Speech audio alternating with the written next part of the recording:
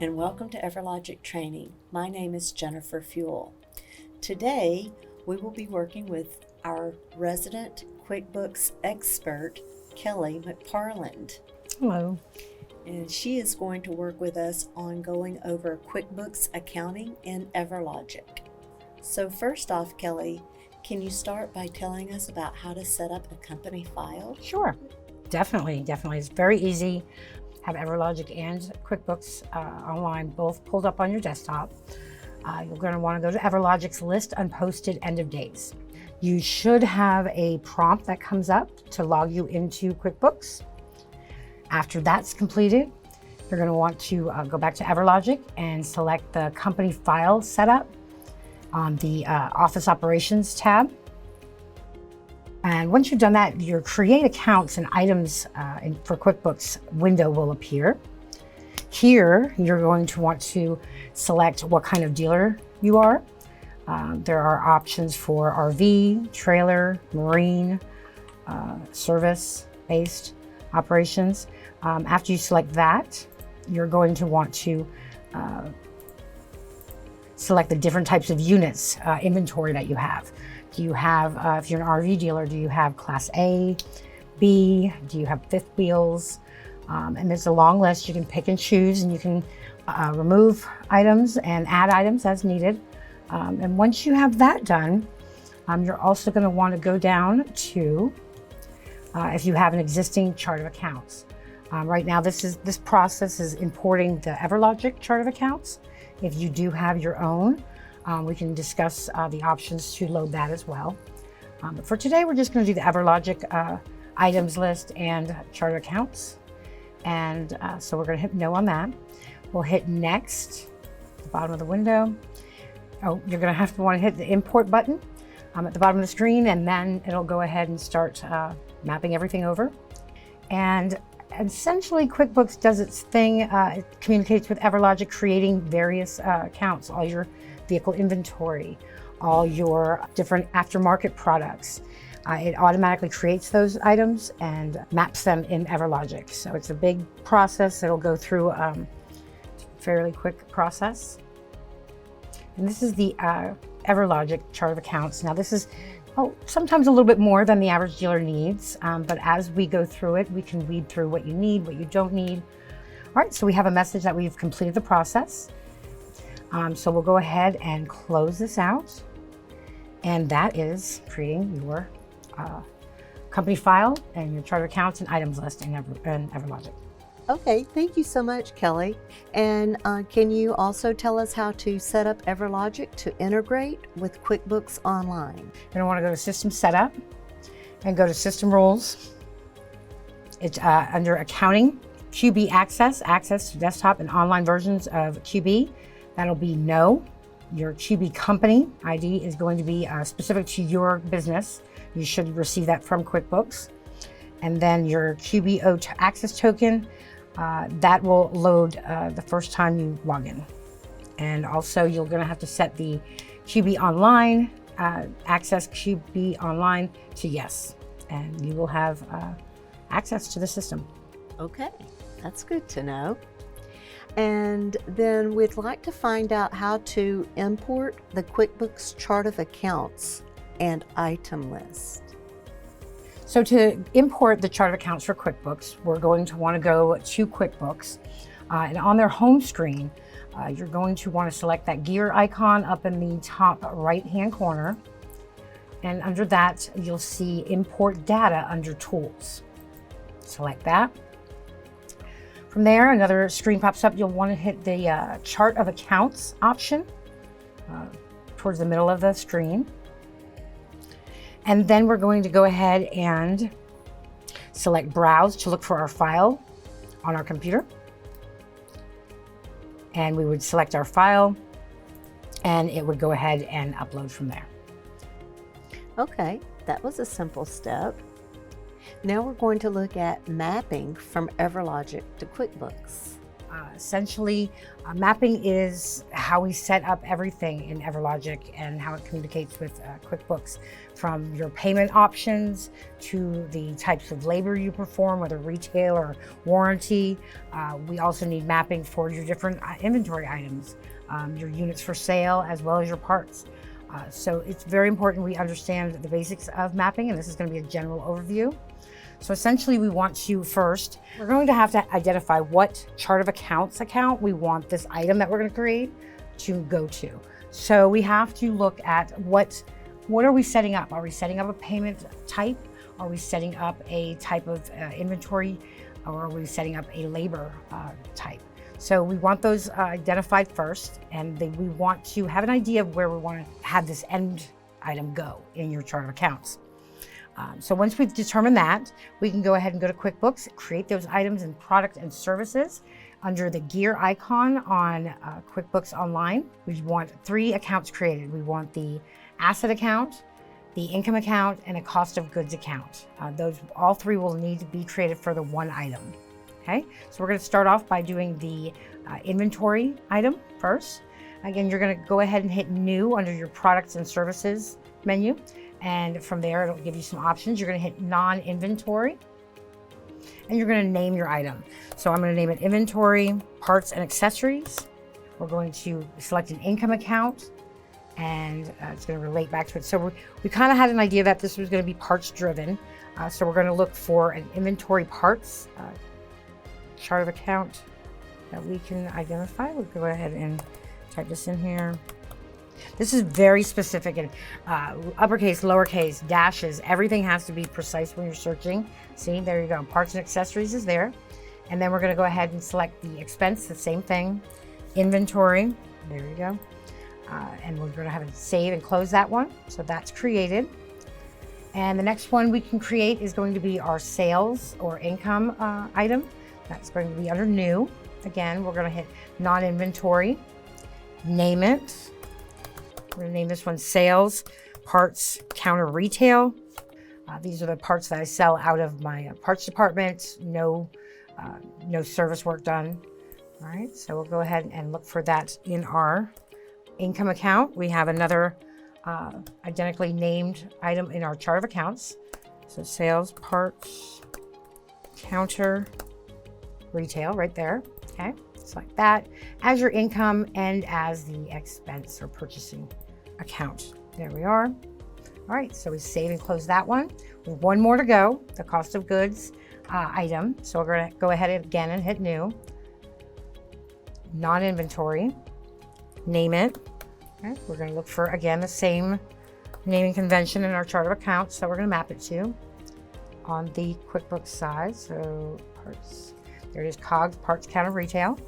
Okay, same thing for the expense account down here. Save and close. So all 3 of our items are now created for our one product, okay? So we're gonna go ahead and from here, we would go to EverLogic. And in EverLogic, we're gonna go to the Office Operations tab and then the Set Map Codes. And your map codes will appear. They're broken down into categories. As you can see, I like to look at them all at once. That's just my preference. And to do that, I drag the Found Where button down into the grid, and it opens every single map code there is. So I'll go ahead and look for our new item. It's the Parts Counter Retail. There we go. Retail Parts Sales. Here's my item that I need to go ahead and map. Okay. So again, the asset account that we created, that's going to be Inventory - Parts and Accessories. There it is in the list. If it does not show up in the list, for some reason it didn't save in QuickBooks, you'll have to go back and fix that. Here's our income that we're going to select. Again, that was the sales portion of that. Sales, Parts, Counter Retail. There it is in the list. And our cost of goods, we're going to search for. Let's see, Parts, Counter Retail. There it is. I want to make sure that shows up in the list. And I'll highlight it. Okay, and then we'll just hit OK from there.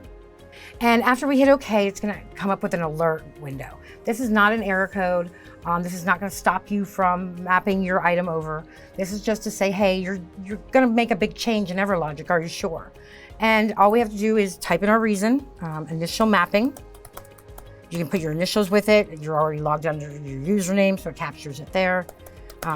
It has to be eight characters. So as long as we have 8 characters, we can record that as the reason we're making the change. And before you end this, you have to go ahead and hit the save button under the map codes menu right here. Okay, make sure you do that. And that will save. And now we can go ahead and when we sell a part in our parts department under invoices, this will be what is mapped from EverLogic to QuickBooks. All right, so then we will continue by talking about mapping vehicle types in QuickBooks. Yes, we can go ahead and map a vehicle type in QuickBooks. Essentially what your first step is going to be is to identify the inventory account, which is the asset account, the sales account, which is the income account, and the cost of goods sold account. We need all 3 of those created in QuickBooks to map to EverLogic for the one inventory item, vehicle type. All right, so we will start with going to QuickBooks. Pull it up here. We want to go to the gear icon and pull up the products and services tab. Here we can create the items I just listed, the inventory, sales, and COGS. We go ahead and select products and services. And here to create a new one, we would just select new from the top menu. And then we go ahead and select non-inventory. On the product service information window, we're going to go ahead and name the item, and we're going to name this one inventory RV used. Okay. Then we would go down to the income account and select the account from the chart of accounts that you want this to go to. Essentially, this would be, again, an inventory asset item. So we're going to look under our assets on the chart of account to see if anything lines up to meet that standard. So from here, I'd want to go ahead and select inventory serialized used for our inventory RV used item. And also, that's the income part of that. I want to also select the same thing for my expense part. Save and close. And one item is completed. We're going to have to go ahead and select the other 2 items, the sales and the cost of goods sold. So let's do the sales next. Again, we're going to go ahead and select non-inventory. Name it. I'm going to name this sales RV used. Going to my income account, I'm going to look for an income account that will be in that kind of category. Okay, I'm going to go ahead and select sales for this item, and I will go ahead and select sales again for the expense portion of it. Go ahead and save that. Last, I have to go ahead and set up the cost of goods sold RV used item. Again, new, non-inventory, cost of goods sold, RV used. Selecting my income account once again. So we'll look for cost of goods sold serialized inventory. Same for the expense. Again, cost of goods sold serialized inventory. Select and save and close. So we have our 3 items created now. So they are all created in QuickBooks. So now we would need to go over to EverLogic, and then you're going to want to go to Office Operations, Set Map Codes.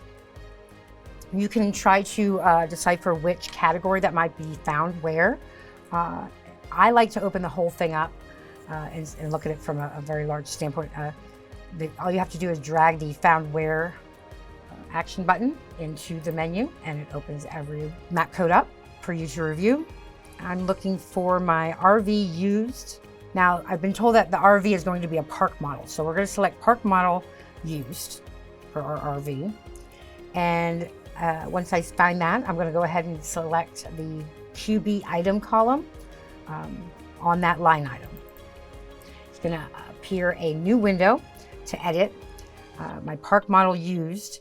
It's going to have an option for an asset account, an income account, and a cost of goods account that I just created in QuickBooks. So we're going to go ahead and change this. We're going to go ahead and change it over to the ones we just created. So I'm looking for asset account is going to be that inventory RV used. So, and again, they're in alphabetical order. You can type it in or you can scroll. Again, we're going to look for sales RV used right there in the list, and COGS RV used. If it is not in the list, then it has not been created in QuickBooks, and you'll have to go back to QuickBooks to check on that. Hit OK, and you will get a window that appears that wants to confirm that this is what you want to do. You want to map this item in QuickBooks. This is not an error code. This is not going to stop you from mapping your item over. This is just to say, hey, you're going to make a big change in EverLogic. Are you sure? And all we have to do is type in our reason, initial mapping. You can put your initials with it. You're already logged under your username, so it captures it there. It has to be eight characters. So as long as we have 8 characters, we can record that as the reason we're making the change. And before you end this, you have to go ahead and hit the save button under the map codes menu right here. Okay, make sure you do that. You're going to want to close it out before you utilize it so that the system can refresh. And now you are available to go ahead and use the new item inventory. All right. So we also have some information to share about part categories. This is item level mapping. Yes, part categories and item level mapping. There's a system rule, item level accounting, that allows for parts that have a part category to be separated by that part so that it's more granular and you can see per item how that is selling and so forth. You go ahead to get this all set up. You want to start by creating a new part category. Now this is understanding that we've already set up the items in QuickBooks to be mapped. So you've already set up your income account, your asset account, and your cost of goods account for this item that you'll be mapping and creating. All right, so we'll go to the part category section. That's going to be on EverLogic, and you'll go to System Setup, and then Part Categories is almost directly under that little tab. Select that, and then you're going to go ahead and select New for a new part category. And there's only a couple required fields in the edit item listing here. The name, the income item, the asset item, and the cost of goods item.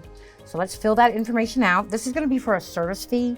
This item level mapping is good also for service fees, different gift card options. You can use it for non-part options. So it's very versatile in what you can go ahead and set it up for. And then it will report on those individual items so you can see the granular effect on your dealership. Again, the name, I'm going to go ahead and name it service fee. And again, you must have it as is active. This checkbox must be checked. Again, we don't need these values in here. I'll go ahead and delete those. Okay. And we want to do an income item. That's going to be our sales service fee we're looking for. There we go. And then our asset item is going to be the inventory service fee right there. And our cost of goods item is going to be our cost of goods service fee. There we go. The cost of goods account and asset account will automatically populate there at the bottom for you. We'll go ahead and hit OK. It brings up a little disclaimer. This is not an error code.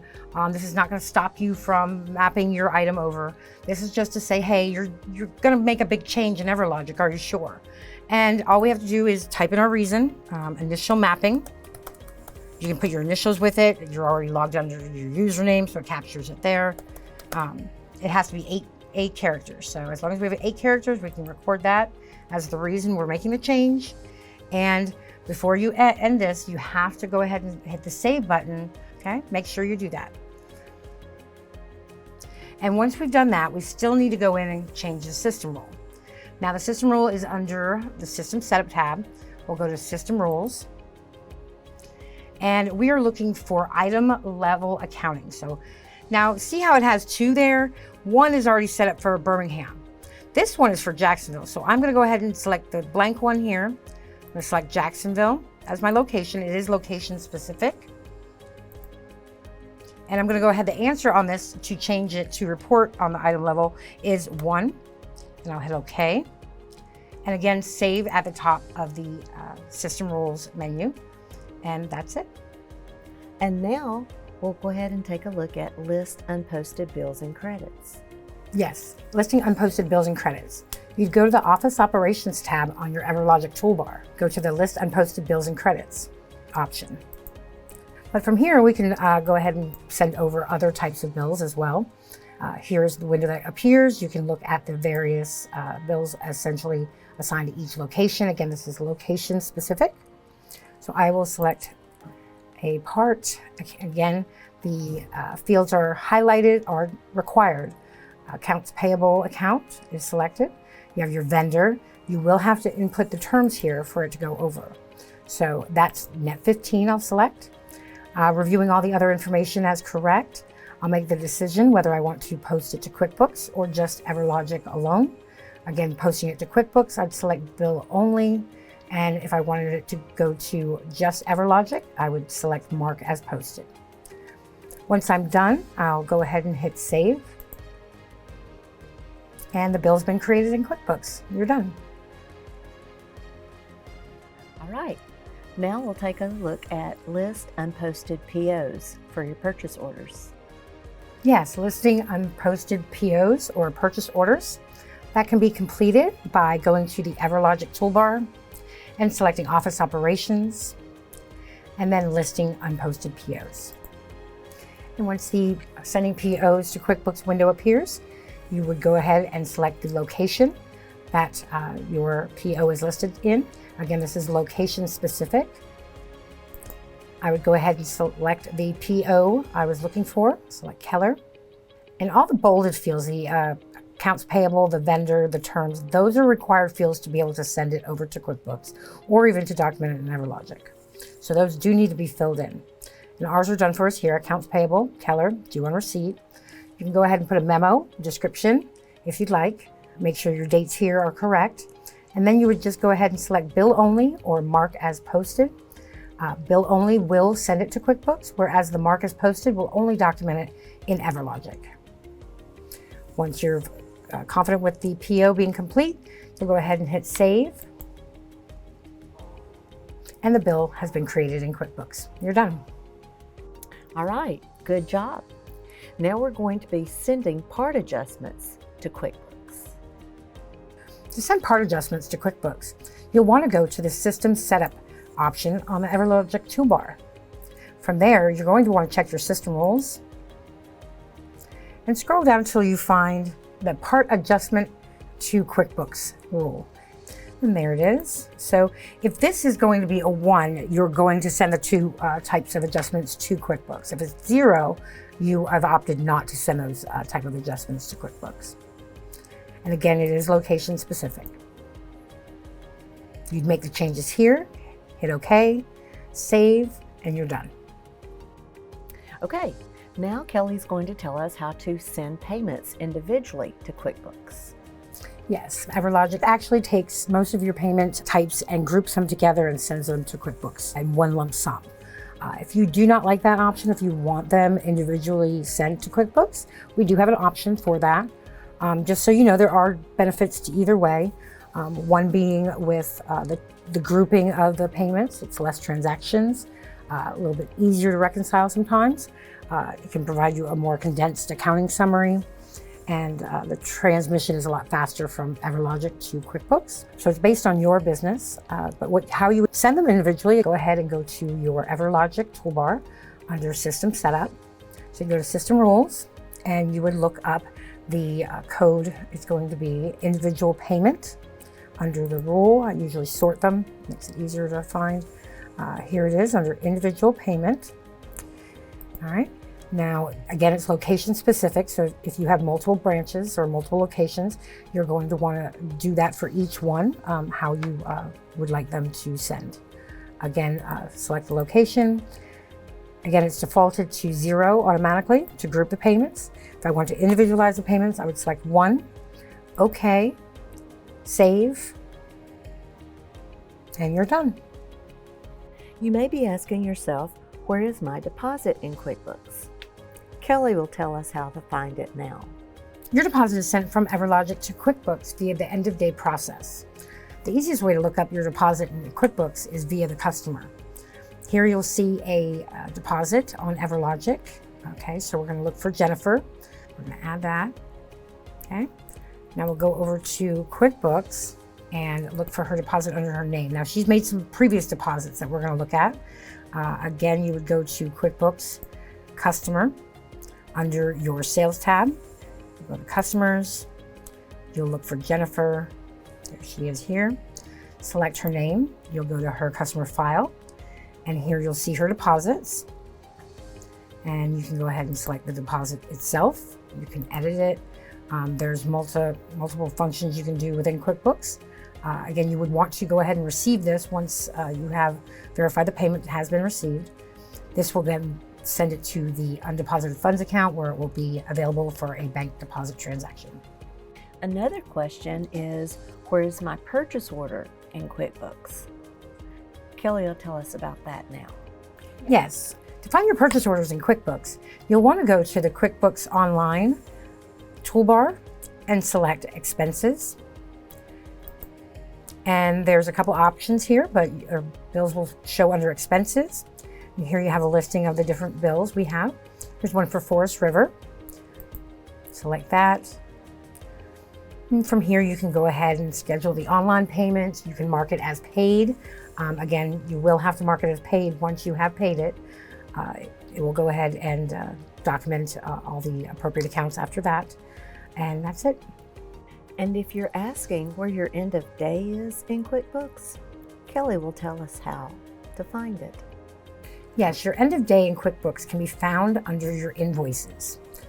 If you go ahead and navigate to the toolbar in QuickBooks and select Sales, you can select All Sales. And here you'll find EOD Jacksonville. That is our end of day from Jacksonville for the 26th. And that's where you find your end of day in QuickBooks. Okay, so from time to time you may receive a QuickBooks error. Kelly is going to talk to us today about some of the most common ones that you may experience in EverLogic. So Kelly, let's start with the QuickBook error, duplicate deposits in QuickBooks. Yes, if you have done an unposting from the end of day from QuickBooks, you've unposted your end of day, you fix something, and you have to repost your end of day, so you don't want to duplicate your deposits. To avoid that, when you send over your end of day for the second time, you can go in and delete those deposits that are already over there. You can do that by going through your end of day process, and you'll get to the part where it says receive payment. From there, you're going to select the line item, the line deposit that you want to delete. You would go ahead and select delete, and it would delete it from your end of day. Now, even if you delete all payments within that receive payment box on your end of day, you'll want to go ahead and still select receive payment as the option there in that window, just to make sure that your end of day is transferred over. All right, now Kelly will tell us about how to address the error for duplicate name exists. Yes, if you get the error where there is a duplicate name that exists, QuickBooks is unable to differentiate between having a customer that is a vendor and a customer. So we have to change the name in EverLogic just a slight bit so that it goes over to QuickBooks properly. Here's an example that the error message you would see during an end of day process would go ahead and indicate that there is a customer that may also be listed as a vendor. So to go ahead and change that, you would go into your vendors on EverLogic and usually put a dot or an asterisk or something after their name to differentiate them from being a customer, and save that, and the record should go over fine. Kelly, if I get an error that says QuickBooks Online Access Token, what should I do? Yes, if you received an access token error message from QuickBooks, that means that you'll need to refresh your information. You can do that by going to the System Setup option on your EverLogic toolbar. You'll select System Roles, and you'll look for your QuickBooks Access Token and QuickBooks Refresh Token. So here's your QuickBooks Refresh Token and your Access Tokens. You're going to go ahead and delete the information, and OK. Again, the access token here. You're removing the information, and OK. Save, and you're going to go ahead and log off of EverLogic. When you log back in and have QuickBooks open, it will refresh that information, and you should be able to access QuickBooks and have the communication with QuickBooks and EverLogic corrected. If I've received error code 3120, what should I do? If you receive a QuickBooks or EverLogic error message when you're processing your end of day that the specified request cannot be found, usually it can be resolved with selecting a specific system rule. If you go to your System Setup tab on the EverLogic toolbar and you select System Rules, you can go ahead and select the Auto Apply Payment rule. Now, what we're going to do is we're going to pretty much force the end of day to go over. We're going to do that by disabling this. It should be set to 0 if you are disabling it. Otherwise, it typically would be set to 1. It is location specific. So once we're done modifying that, we're going to hit OK and save. And then we're going to go back to our end of day and process it. And it should process through just fine. Just remember when you're done with your end of day processing to go back to system rules and change that setting back to the previous option. Now I have an error that says no row at position 0. What should I do with this? If you receive the QuickBooks error message while processing the end of day that there's no row at position 0, you're going to do it kind of like you did the last one with resolving it. You'll go to your System Setup tab on the EverLogic toolbar. You'll select System Rules, and you will select the Auto Apply Payment rule. Change it to a 0, save it, and then go ahead and process your end of day, and it should go over just fine. Just remember when you're done to come back to your system rules and change the rule back to its previous integer. That's it. Kelly, I now have an error that says object reference not set to an instance of an object. How do I set it to an instance? If you receive an error message during end of day processing that references object reference not set to an instance of an object, then the easiest way to resolve it is just like the last time. We went to the Auto Apply Payment system rule and changed the setting. That will go ahead and resolve that issue and allow for your end of day to be pushed over to QuickBooks. And then you can come back into the system rule and make sure you reset it to the original setting and save it. Now I've received an error prompting me to map the core when sending the end of day over to QuickBooks. How do I map the core? The core is not mapped error. This could be due to two different types of situations. Either your dealership recently started using cores, possibly due to new regulation, or it was entered in error. Today we're going to discuss how, if it was entered in error, how to fix it. Essentially, you would go to your end of day that the core is located on. So we're going to go ahead and search end of days. And we're going to go ahead and go to the 30th. And here you would have to go ahead and unprocess the end of day to go ahead and work with the core and remove it if it was entered in error. So we're going to undo, unprocess. Okay. So now we're going to look for the core on the end of day tally. Essentially, we would look in the transactions. You would go to your total transactions or total sales. Will give you all the ROs, invoices that are on that end of day. That's where you're going to find the issue with the core. If you scroll over, you can see where the core column is. And right there, our $50 is sitting right there under the core column. So we know that it's this RO that we want to remove that core from. So we'd go ahead and open that RO, and that is RO number 11378. And essentially, we would want to open the RO by going to Tools and Reopen. And now that view only goes away as well. Now from here, we can go ahead and remove the core from the Parts tab. And we will locate it. There's that part of the core. And you're also going to look for the cleaning part of the core right here. So the clean and the dirty part, you're going to want to remove. So we would select the line item, remove part. Again, go to the other one. Here it is with the charge. Remove that. Now we've removed both the clean and the dirty part of the core, and then we're going to go ahead and save this. And then we're going to go ahead and close it back out. Yes. Now this is not an error message. It's essentially asking you what day you want this to go on to. Do you want it to be on the new end of day, or do you want it to stay where it was previously saved? We want to go ahead and select where it was previously saved.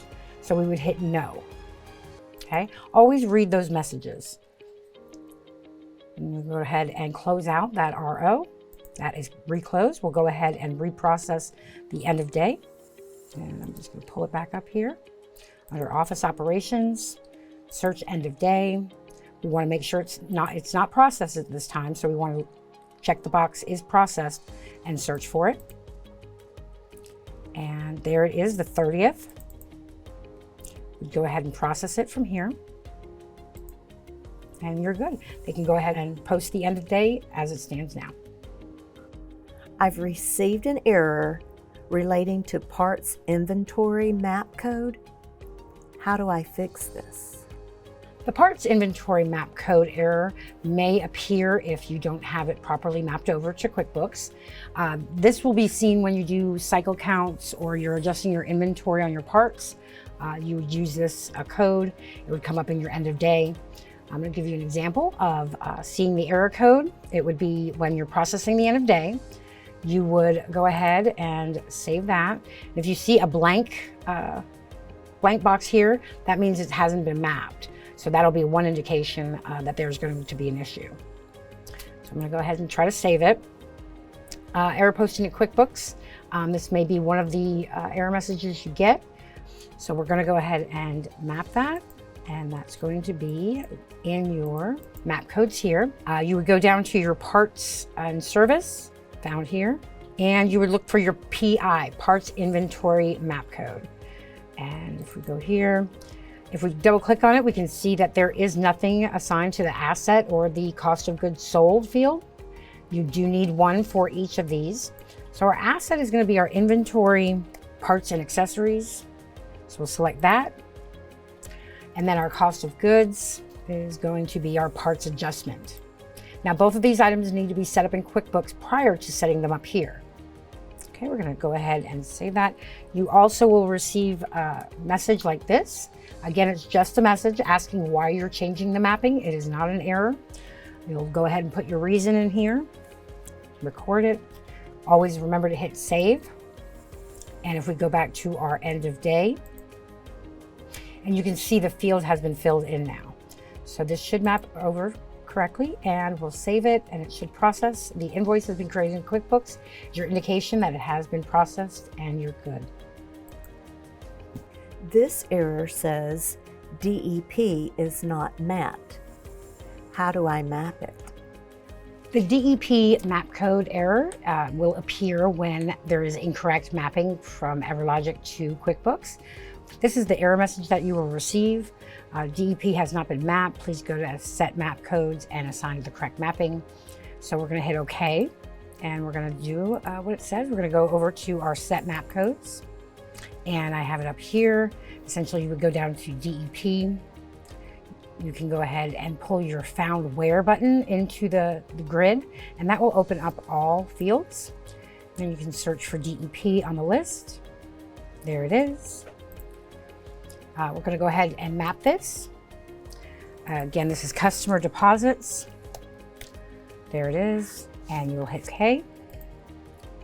This is just an alert message. It's not an error message. This just asks why you're remapping this. And we can do initial mapping. And then we hit save. And your deal should go over to QuickBooks. This error says payment cash does not exist on the list. How do I fix this? If you receive the send end of day to QuickBooks error message that payment cache has not been mapped or does not exist, you will need to go ahead and create an item within QuickBooks Online to be listed as a non-inventory item or in QuickBooks Desktop as a other charge. It needs to be mapped to undeposited funds in QuickBooks. This error says there was a problem attempting the transaction in the database. What should I do? If you receive an error message that there was a problem attempting the transaction to the database, this could be for a number of reasons. Go ahead and try that action again. If you're still having issues, you'll need to contact customer support at 904-998-4066, option 1, or you can email us at support@everlogic.com. What about error code 3180? If you receive QuickBooks error number 3180, QuickBooks error can have the same error number, however the message may be different. This is a common end of day posting message, and typically it can be resolved with just closing everything out and reopening it. If you do persistently have issues, you can contact our email at support@everlogic.com or call us at 904-998-4066, option 1. I have received an error while posting an end of day that states, attempting to send payments to QuickBooks. What do I do now? If you receive the QuickBooks error message attempting to send payments to QuickBooks, this is typically because the payment is already over there. To go ahead and resolve this, this error message will display when the payment has already been posted to QuickBooks. Double check each payment within your end of day to identify which one is already over in QuickBooks, and then you can eliminate that from your end of day and process and go ahead and make sure that that is not a duplicated payment in QuickBooks. I have received an error posting on accounts, warranties, and/or transactions with deposits. What should I do? If you receive the QuickBooks error posting on accounts, warranties, and/or transactions with deposits, you may want to give EverLogic a call. This can be a little bit more complicated to investigate the cause. We will help you go through each of the transactions and identify the issue and resolve it for you. All you have to do is contact us at either our phone number, 904-998-4066, option 1, or you can email us at support@everlogic.com. On behalf of myself and Kelly, thank you so much for taking the time to join us today. As always, if you have any questions or concerns, don't hesitate to send us a ticket at support@everlogic.com, or you can call us at 904-998-4066.